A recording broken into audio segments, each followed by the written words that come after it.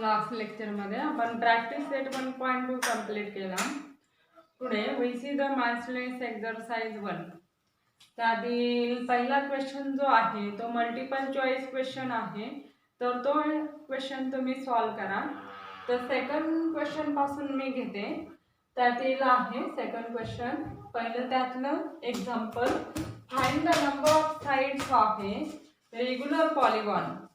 Each of its interior angle is 3 pi by 4 radian.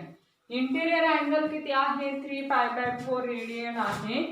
आणि number of side काढायचे. n number of sides आपण काय मानू? n मानू. Let number of sides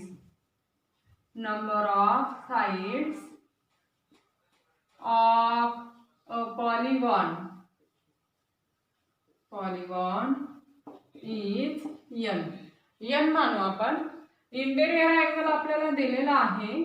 interior angle it is equal to काय? 3 pi by 4 radian. Radian मध्ये दिलेला आहे तर तो डिग्री मध्ये कन्वर्ट करू आपण. It is equal to 3 pi by 4 into किती? 180 अपॉन पाय ने मल्टिप्लाय केल्यावर डिग्री मध्ये कन्वर्ट होईल. पाय गेट कॅन्सल. 3 इंटू 4 ने डिवाइड करताय, 4 चा भाग जाईल. खाली किती राहतं? 2. मग नंतर 5 चा भाग जाईल. 3 इंटू 45 डिग्री. 3 5 दा 15, 1 कॅरी ओव्हर. 3 4 दा 12 आणि 1 3. 135 डिग्री एवढा काय येतो? इंटेरियर अँगल येतो. आणि इंटेरियर अँगल आणि एक्सटेरियर अँगलची सम ही किती असते? 180 डिग्री असते. एक्सटेरियर अँगल म्हटल्यानंतर किती येणार आहे? 360 अपॉन n. याने आपल्याला एक्सटेरियर अँगल मिळतो. एक्सटेरियर अँगल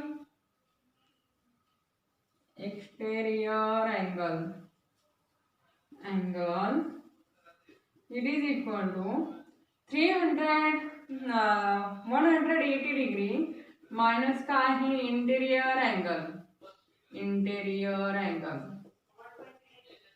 आता एक्सटेरियर अँगल आपण कसा काढतो? 360 डिग्री अपॉन n. याने काय करता येतं? एक्सटेरियर अँगल काढता येतो. आणि it is equal to 180 degree minus 135 degree आपण इंटेरियर अँगल डिग्री मध्ये कन्वर्ट केलेला आहे.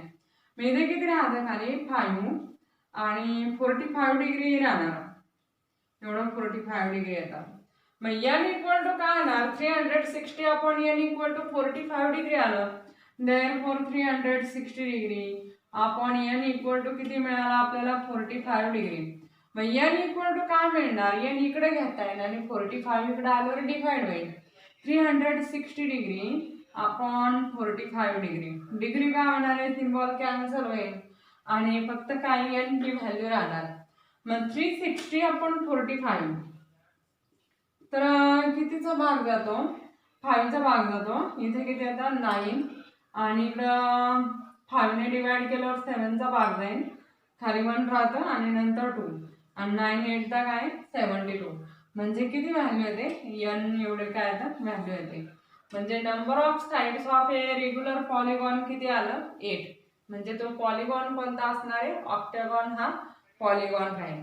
नंतर आता आपण सेकंड एक्झाम्पल पाहू.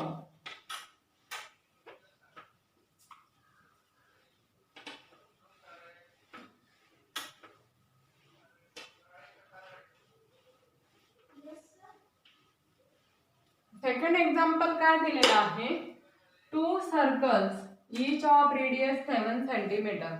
2 सर्कल आहे, दोन्ही सर्कलची रेडियस ही किती आहे? 7 centimetre. Intersect each other. The distance between their centres is 7 into √2 centimetre. Find the area common to both the circles. मग आपल्याला ही सोल्युशन मध्ये ही फिगर काढावं लागेल. फिगर काय दिलेली नाहीये क्वेश्चन मध्ये.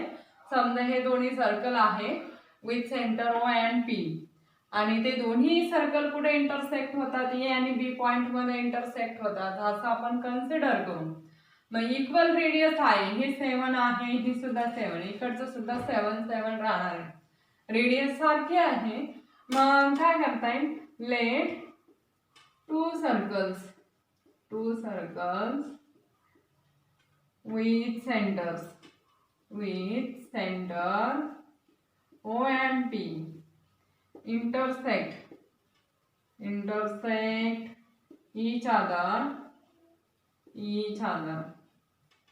at points A and B respectively. ह्या दोन्ही पॉइंट मध्ये इंटरसेक्ट होत आहे आणि radius of two circles are equal. Radius of two circles are equal. Therefore, OA equal to AP किंवा PA आणि it is equal to काय 7 सेंटीमीटर आणि दोन्ही सेंटर मधील डिस्टन्स दिलेले आहे अँड OP इक्वल टू किती दिलेले आपल्याला 7 टाइम √2 सेंटीमीटर एवढं दिलेलं आहे.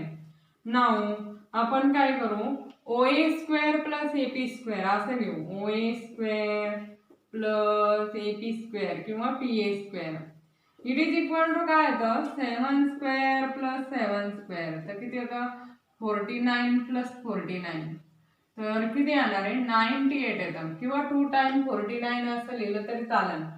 And OP square equal to 7 into √2 त्याचा स्क्वेअर म्हणजे किती येणार 7चा स्क्वेअर हा 49 होईल इंटू 2 तर किती येतं 98 म्हणजे हे दोन्ही सारखंच आलं. मग देअरफॉर काय लिहिता येईल आपल्याला OA square plus PA square OA square plus PA square equal to काय OP स्क्वेअर आहे. Therefore OA square plus PA square equal to काय मिळालं आपल्याला OP स्क्वेअर मिळाला. म्हणजे मग ह्या दोन साइडच्या स्क्वेअरची सम इक्वल टू थर्ड साइडच्या स्क्वेअरची सम आला. म्हणजे हा कोणता ट्रायंगल आहे राईट अँगल ट्रायंगल आहे. राईट अँगल ट्रायंगल म्हणल्यानंतर हा काय अँगल OAP किती येणार आहे 90 डिग्री येणार. मग देअरफॉर काय लिहिता येईल आपल्याला therefore angle OAP equal to काय 90 डिग्री असं लिहिता येईल. मग आता हा क्वाड्रिलॅटरल आहे. हा क्वाड्रिलॅटरल मध्ये OA equal to AP equal to PB equal to काय OB कारण रेडियस आहे कॉन्ग्रुएंट सर्कलच्या सगळ्या साइड सारख्या आहेत आणि हा अँगल 90 डिग्री आला म्हणजे मग हा क्वाड्रिलॅटरल कोणता राहणार आहे स्क्वेअर आहे. Quadrilateral OAPB is a square. Therefore in quadrilateral OAPB याच्यामध्ये काय आहे OA equal to OB equal to PA equal to काय PB अँड अँगल काय एक अँगल जरी 90 डिग्री आला तर तो क्वाड्रिलॅटरल स्क्वेअर असतो and angle OAP equal to 90 degree. Therefore quadrilateral OAPB is a square. Square आहे स्क्वेअरचा प्रत्येक अँगल हा कसा असतो 90 डिग्री असतो म्हणजे मग इथला अँगल सुद्धा किती राहणार आहे 90 डिग्री राहील म्हणजे सेंट्रल अँगल मिळाला आपल्याला. Therefore angle AOB equal to angle APB angle AOB equal to angle APB आणि इट इज इक्वल टू काय 90 डिग्री असं मिळतंय आपल्याला. देअरफॉर थिटा इक्वल टू काय 90 डिग्री. 90 डिग्री म्हणजे किती आहे π/2 रेडियन आपल्याला रेडियन मध्ये कन्वर्ट करावं लागेल. π/2 रेडियन एवढा अँगल आला थिटा आणि एरिया ऑफ सेक्टर काढू. आता एरिया ऑफ सेक्टर आपल्याला हा शेडेड जो पोर्शन केलेला आहे मी त्याचा एरिया काढायचा आहे. कॉमन जो एरिया आहे म्हणजे हा एवढा पार्ट शेडेड केलेला त्याचा एरिया काढायचा. तर मग आता एवढा सेक्टरचा एरिया हा सेक्टर झाला एवढा त्याचा एरिया मिळाला. म्हणजे ह्या सेक्टरचा जेवढा एरिया आहे तेवढाच ह्या सेक्टरचा राहणार. मग काय येणार आहे ह्या दोन्ही सेक्टरचा एरिया जर आपण ऍड केला तर मग काउंट काय डबल काउंट काय होतं हे काउंट होतं आणि यातला हा शेडेड पार्ट सुद्धा काउंट होतो. म्हणजे स्क्वेअरचा एरिया मेजर केला जातो आणि तो एरिया काय करता येईल आपल्याला सबट्रॅक्ट करता येईल. मग देअरफॉर काय करता येईल एरिया ऑफ सेक्टर कोणता आहे सेक्टर OAB हा sector. Area of sector OAB it is equal to काय 1/2 इंटू आर स्क्वेअर इंटू काय थिटा, हा फॉर्म्युला आहे. आणि it is equal to 1/2 into R, radius दिलेली आपल्याला, ती किती दिलेली 7 दिलेली, 7 स्क्वेअर इंटू किती आहे π/2, रेडियन मध्ये पाहिजे थिटा आपल्याला. मग 7चा स्क्वेअर किती होतं 49 पाय, आणि आपण 2 इंटू 2 किती होतं 4 स्क्वेअर सेंटीमीटर. एवढं काय येणार आहे एरिया तो सेक्टरचा. आणि area of sector O A B equal to काय, एरिया ऑफ सेक्टर काय P A B. Area of sector P A B equal to काय आहे, एरिया ऑफ सेक्टर काय, area of sector O A B. आणि it is equal to काय 49 π/4 square centimetre, एवढा area आहे. आणि देअरफॉर इकडे घेते मी required area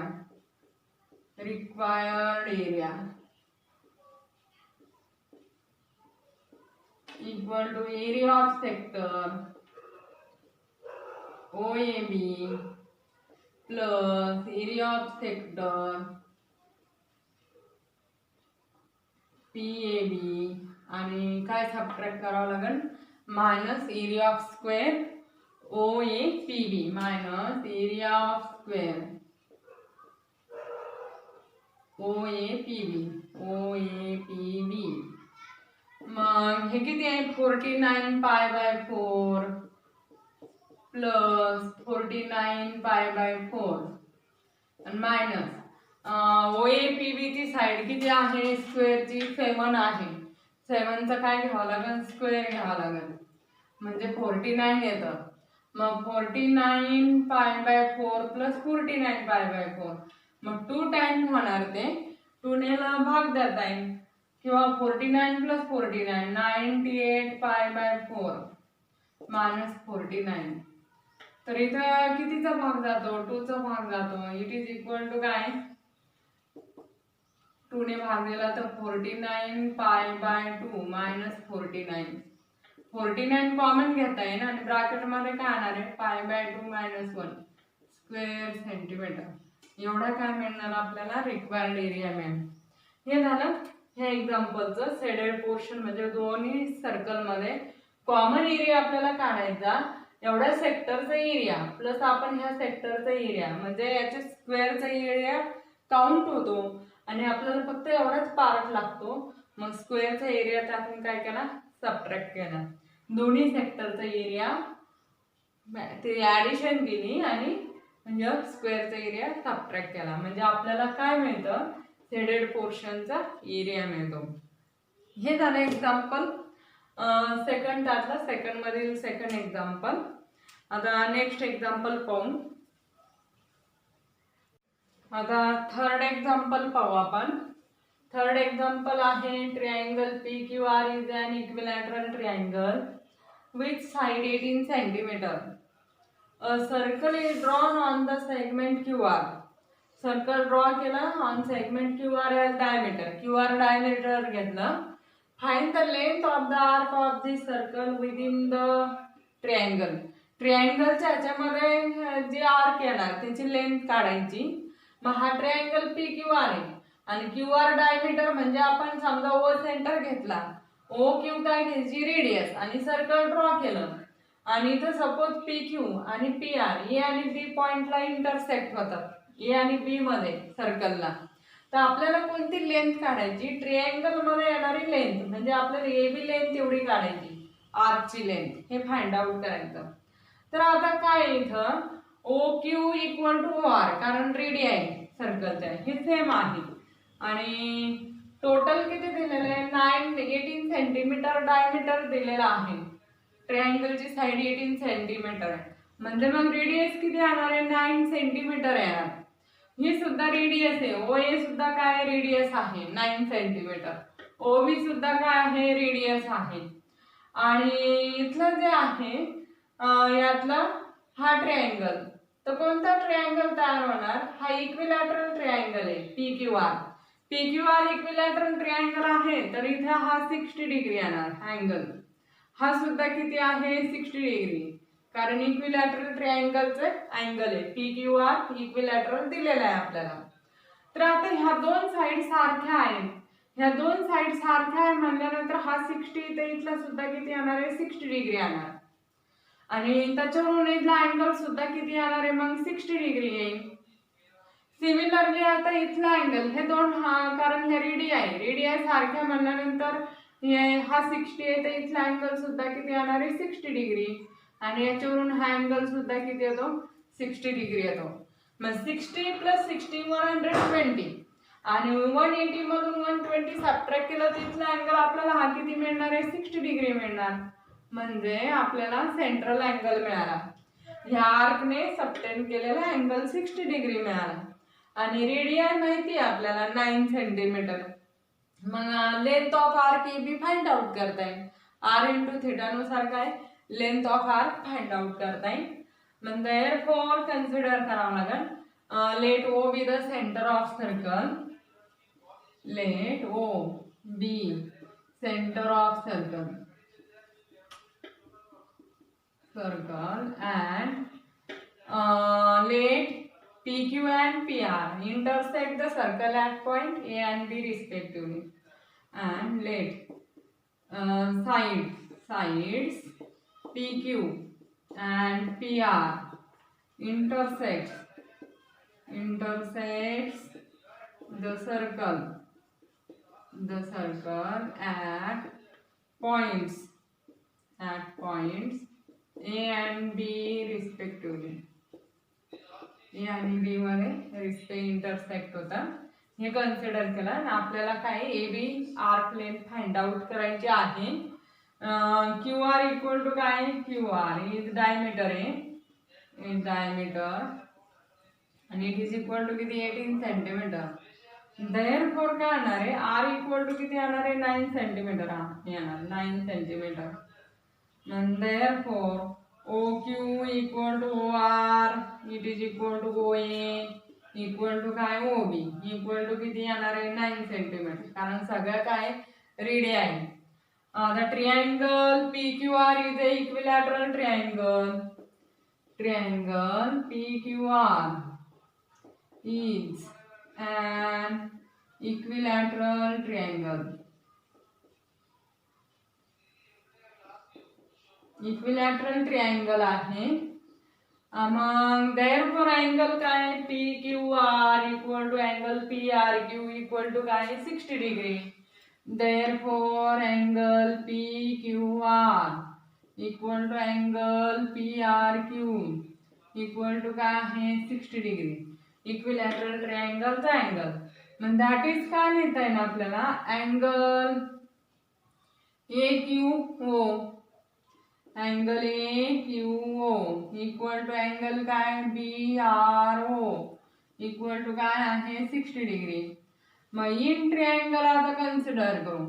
in triangle OQA ह्या ट्रायंगल मध्ये तर अँगल 60 डिग्री आलेला आहे. OQ इक्वल टू काय OQ इक्वल टू OA. मग दोन्ही साइड सारख्या आहेत. देअरफॉर अँगल काय येणार आहे AQO किंवा OQE असं लिहिलं तर चालेल. Angle AQO equal to angle OAQ equal to 60 degree.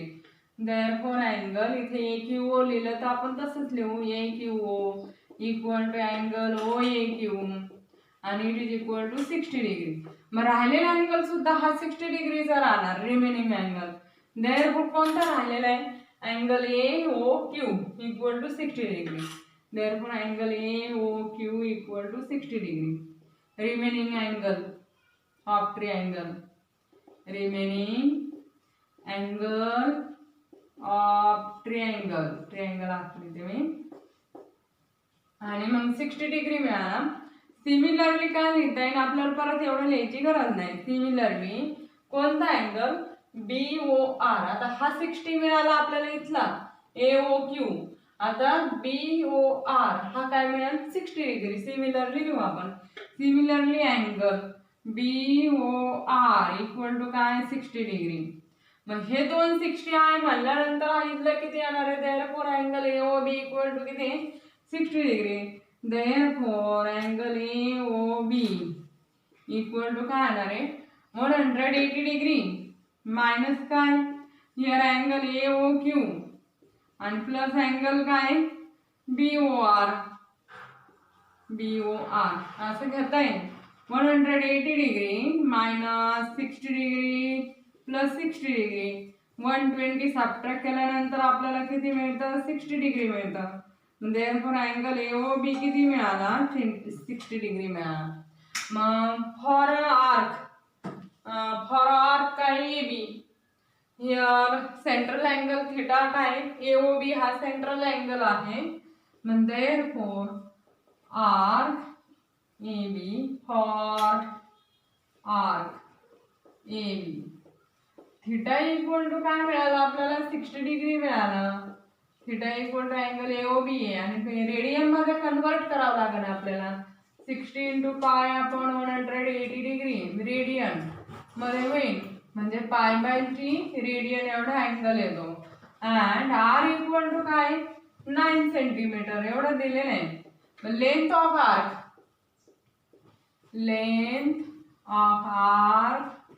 AB it is equal to काय आहे? S equal to R × theta.